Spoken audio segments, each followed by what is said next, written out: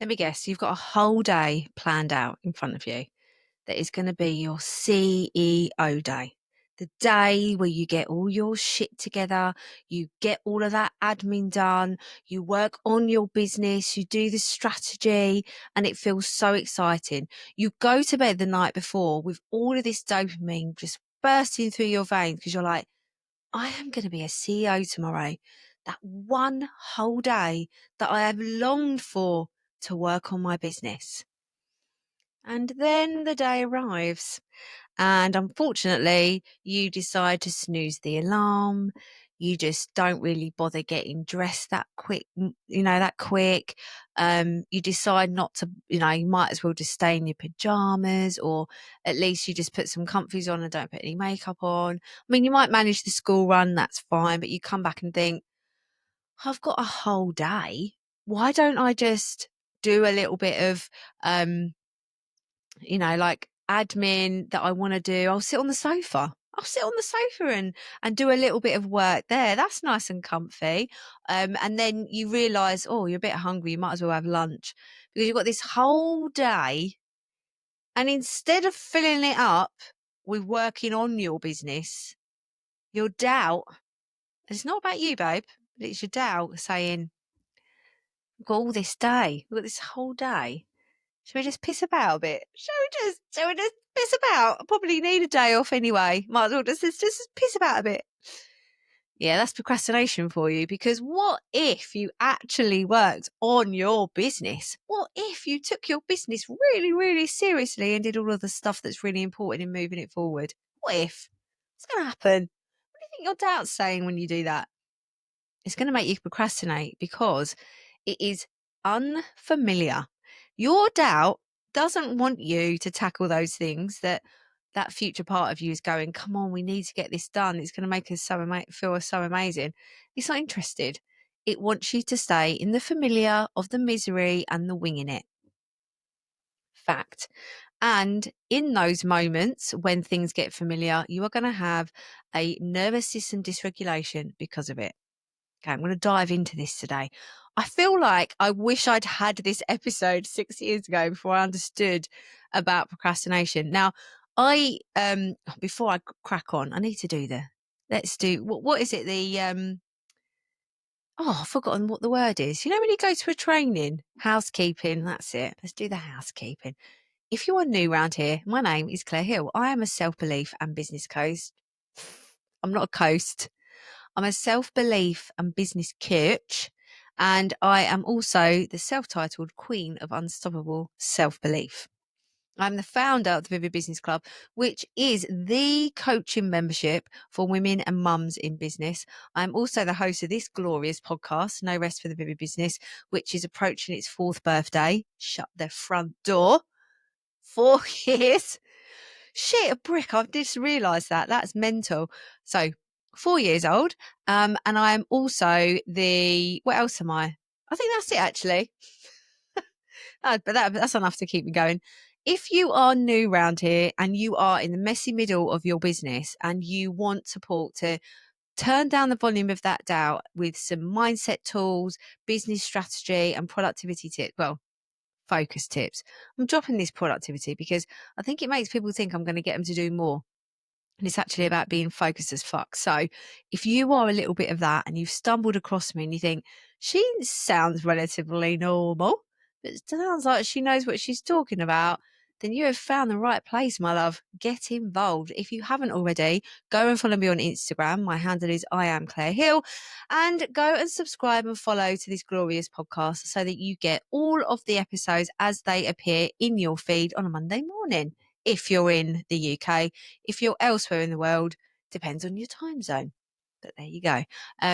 I am very happy that you're here and you've chosen this little slice of mindset shift madness for your ear holes today, because this is going to blow your brains. Now, I must say, I am, for some reason, my mouth isn't working properly today. I don't know why. I think, do you know what I do think it is? Because I snoozed this morning. And if you are a regular around here, you know that I talk about not snoozing, but I'm going to blame my husband for this because over the weekend, I don't know, I don't know what got into him actually. I actually don't. Maybe it's because I just am like, babe, I am really tired. Like, I don't know, the weather. I've just been saying it, but I always get up before him. Always. I'm always up. Usually I'm up before him. I let him sleep in quite a lot because I'm just a really good woman. Then also it's nice and quiet. And then me and Jackson, my son, we just put her about. And he has a very, very, very tough job at the moment. So he's not started working with me. I say for me, but he hasn't started working with me yet. But I think I feel like his mindset shift with it is he can see how much I need him in the business. So yeah, I don't think it'll be long. I don't think it'll be long. Anyway, so I just, you know, I'm a bit more flexible about him sleeping because I'm always up and I'm writing and reading or whatever. Anyway, this weekend he let me sleep in. Saturday morning, I didn't get up till like 9. I was like, what? No, it was later than that. It was about 8 o'clock. I was like, what the hell? And yesterday I didn't get up till 8. But my little boy was asleep as well. So my husband was downstairs loving life. I think this is actually why, because he just wants to play Minecraft. 45-year-old man obsessed with Minecraft. But I was okay with it. I had a sleep in. But that meant my normal get up time that I would get up on a Monday morning, my body was like, are you having a laugh? We've just had these extra days. No, no, no, no. And so I snoozed the alarm. And as a result, I now feel actually a little bit more lethargic than I normally am. Yeah, that's right. This is me lethargic with my buzzy energy. But yeah, this is this is me tired. And yeah, I just feel a little bit like my mouth is just not in gear. So we'll see how it goes. This episode will light up your life anyway, regardless. I better get cracking because you're like, come on, 7 minutes in. Right. So procrastination and avoidance. This is the thing with procrastination, right? The actual definition of it is avoiding or delaying something, even though you know that by delaying or avoiding it, there's going to be a negative consequence. Okay. It's all down to your pain threshold because in those moments when you don't want to get it started, you feel uncomfortable, you feel resistance. Now, that resistance I'm going to come back to in a minute because that is associated with your doubt and your fear of failure and fear of success. But in that moment, you feel discomfort. It doesn't feel very nice. Don't forget that when we feel that discomfort, it's our courage activating because you have to be courageous to do the unfamiliar. So we're feeling uncomfortable. We're feeling, our courage is being activated. And we're like, oh, it's horrible. And then we go, nah, I'll tell you what, I feel like putting that off because I want the relief of putting it off in that moment to come now. I want I want right now instead of what I want most. And so you prioritize that feeling and then you delay it and delay it and delay it, get yourself all stressed out. And guess what? You created some chaos for you, which your doubt wants you to do because it's familiar. All right. Living in chaos, especially if you're like me, you grew up in not the nicest childhood, it's difficult to move away from creating chaos for yourself. It's really, really tough. You have to be really super aware of it. I used to create chaos all over the place. Go, oh, I do my best work in the last minute, like when I'm up against a deadline. Creating deadlines for procrastination is like one of the worst things that you can do because you're just heightening all of that stress. So just letting you know that procrastination is normal for everybody. And if you've got ADHD, which I'm going to say this out loud and my sister's probably nodding away, the more and more I read, I think I've got it. But all of my strategies, they work. So I don't really need to do anything. You know what I mean? Like, in my personal opinion, I think everybody that knows me is like, yeah, of course you've got ADHD, but I think it's a superpower. So I'm quite happy about it. But the more I read, there was recently some really powerful content that came out and I thought, oh my God, it's me. It's bloody me. However, there is also that trauma that I've experienced that could also be lead to this. So I don't know. And I've just lost my thread. Okay, there we go. ADHD. Procrastination is not a symptom of ADHD because procrastination is delaying the thing and avoiding it. Though people with ADHD have more tendency to do it. But procrastination, if like it has no doesn't have favorites. It literally impacts everybody, everyone. And the thing with procrastination is that as soon as you're aware of why you're doing it, you shift and things change. So the main reasons why you are procrastinating is to do with your fear of failure, fear of success, and not feeling worthy of the success that work will bring you. And once you realize that, you will feel the resistance. You'll feel it in your body, in how you like show up for a task. So say if you've got something, say that CEO day that I opened the podcast episode with, you're sitting there like, I want this day where I'm focused on strategy and I can do all of the things that I've been putting off because I need that space to get into flow. The reason then you start procrastinating is because what version of you actually has done that? It's a more successful version of you. It's that version of you that took the courage and was brave and went, yes, no, I do deserve that success. I work really hard. My mission is too important for me to not do that piece of work in order for me to get closer to that. So I'm going to do it. I'm going to focus on what I want most instead of what I want right now. And that self-awareness, that part of you that goes, shut up. I know I'm just scrolling on my phone because my doubt is trying to keep me in the miserable, keep me here stuck.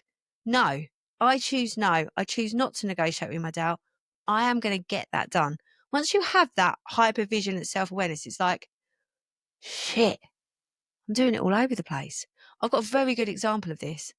I am going through an up level at the moment. That's also why I'm probably tired. I read again about this thing is that when you're going through up levels with your mindset, your body is holding on to all these pockets of like your limiting beliefs, like your body holds it. And as I'm letting this go and releasing it, it actually causes like you need energy to do it. So it makes you more tired. So I was like, oh, that makes sense. And part of that up level is that I need to be writing every day. And guess what has come off? And the same as snoozing. Guess what's fallen off the bandwagon? Me writing every day. I tell people, like, you want to write every day. And that's what I tell people that I've been doing. But the last couple of weeks, I haven't. Well, I'm on day 4 of my streak. I'm going to do 100 days streak with no stopping. And I've done that before. I've done it like loads. Like, I mean, I've gone for years writing every day. But because I'm going through this specific up level right now, because I'm going into this corporate side of things and, you know, just up leveling the business, the one thing that I need more than ever is my intuition and myself to anchor my self belief to. I need to write. First thing that disappears. And then I was sitting there thinking, well, you teach this and you're resisting it. You are resisting writing.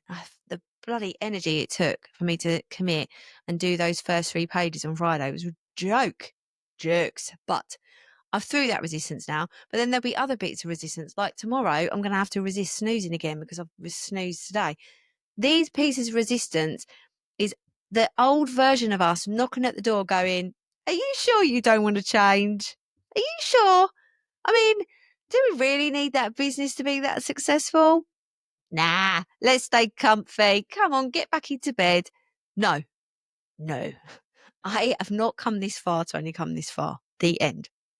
So here are my tips to support you to become aware of procrastination and stop doing it and reasons why. So number 1, journal the shit out of it. If you get to a point where you are really trying to get stuff done for your business, like working on your business, and you're feeling that resistance, I want you to stop what you're doing.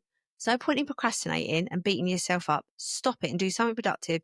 Grab that notepad and start writing. And I want you to ask yourself this question. What version of me has already done the thing? Easy, isn't it? What version of me has already done the thing? Sit and imagine that version of you who has already done it. What does she feel like? What is she accomplishing? How does she feel about the moment that she gets it finished? Okay, focus on that. And then remember who you are. Remember to focus on what you want most and start getting it done. Number 2, apply the 1% factor. 1% factor is the best thing ever, especially if you're really resisting something that's big. Start it, right? Put a timer on for 2 minutes, then see how you feel. There is no doubt in my mind that you will not feel better about that thing and you will get it done. No doubt, because the dopamine starts cracking in. Okay? Just shift it that little bit. Number 3, this is my favorite one because it's so frigging simple and so effective. You reframe going, oh, I have to do my content. I have to schedule and plan my content today. Oh, no, no, no, no. You get to do that. Because I bet you're listening to this and you've left a corporate world. Maybe you've burnt yourself out, or the world burnt you out, all of that stuff. Like when I think I get to talk to complete strangers about how I can change their life through a podcast, I'm not going to procrastinate about that. That is a absolute joy. I get to do this. Oh God, the shift in my energy when I do that. Even the shit things, even the boring stuff that I'm like, oh, do I have to do that? And do you know what? I can't think of anything right now that's like that. Trying to think. Nah. I get to do everything. Maybe sometimes creating content, but then I put the 1% factor because it's straight away my head's going, oh, you're not really creating much content at the moment. But I'm like, that's because I don't really want to because I'm focused on an SEO. So that's part of the strategy because I want SEO to work for my business. And Instagram, love it, but I'm just showing up on my Instagram stories, nurturing who I've got. Because this is the thing, remember, we've got to look after who we've already got. So that's my strategy today. So my dad was telling me then I'm resisting content, but I'm not. But also when I get to create content, I think of it as like a joy, like I'm getting to create. I love being creative. So I get to run my own business. I get to talk to you right now. I get to sit in my office and talk to you through your ears into your brain and make you feel better about procrastination. What? Best thing ever. Best thing ever. So they're my 3 top tips to support you with procrastination. But just understand that procrastination doesn't go anywhere. Like you're always going to procrastinate and it is going to get more difficult and you're going to procrastinate more when you are heading into an up level.